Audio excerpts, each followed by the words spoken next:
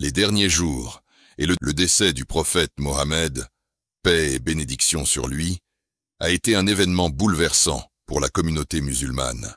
Le prophète Mohammed, paix et bénédiction sur lui, tomba malade vers la fin du mois de Safar, de l'an 11 de l'Hégire, début juin 632.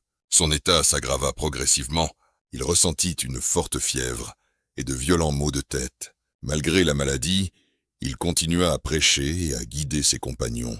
Il se rendait à la mosquée pour diriger la prière jusqu'à ce que la faiblesse l'empêche de se lever. Les derniers sermons et recommandations. Il fit un dernier sermon dans lequel il insista sur la prière et le bon traitement des esclaves.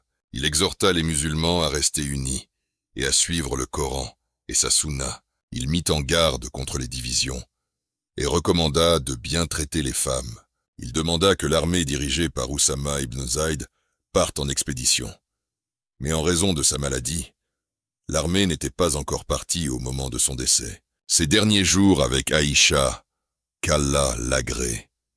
Lorsqu'il devint très faible, il demanda à être transporté chez Aïcha, où il passa ses derniers jours. Il se reposait sur ses genoux et demandait souvent qu'on l'asperge d'eau pour apaiser sa fièvre. Il répétait souvent « Ô Allah, aide-moi dans l'agonie de la mort ». Il invoquait souvent Allah et prononçait des paroles de miséricorde.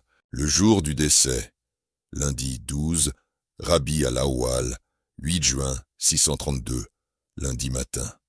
Malgré sa faiblesse, il ouvrit le rideau de sa chambre et vit les musulmans en prière, dirigés par Abu Bakr, qu'Allah l'agrée.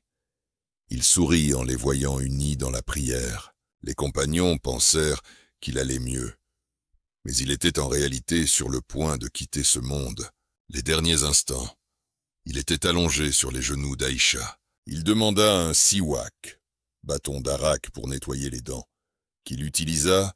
Il murmura « Avec ceux qu'Allah m'a comblés de sa grâce, parmi les prophètes, les véridiques, les martyrs et les pieux. » Ses dernières paroles furent « Ô Allah, pardonne-moi, prends-moi auprès de toi dans l'au-delà. » Il leva son doigt vers le ciel et rendit l'annonce de son décès. Un choc pour la communauté.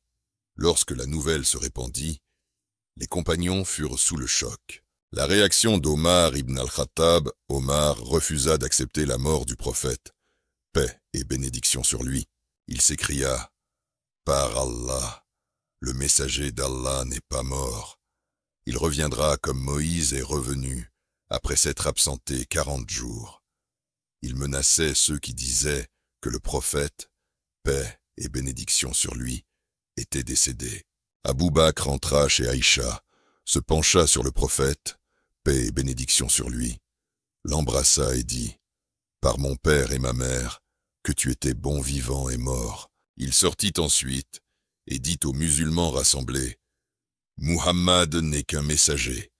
Des messagers avant lui sont passés. S'il mourait donc ou s'il était tué, reviendriez-vous sur vos pas ?» Sourate 3, verset 144. En entendant cela, Omar et les autres réalisèrent la vérité et acceptèrent la perte du prophète. Le décès du prophète Mohammed, paix et bénédiction sur lui, a été une épreuve immense pour les musulmans. Si vous aimez notre contenu, n'oubliez pas de vous abonner pour ne rien rater de nos prochaines vidéos.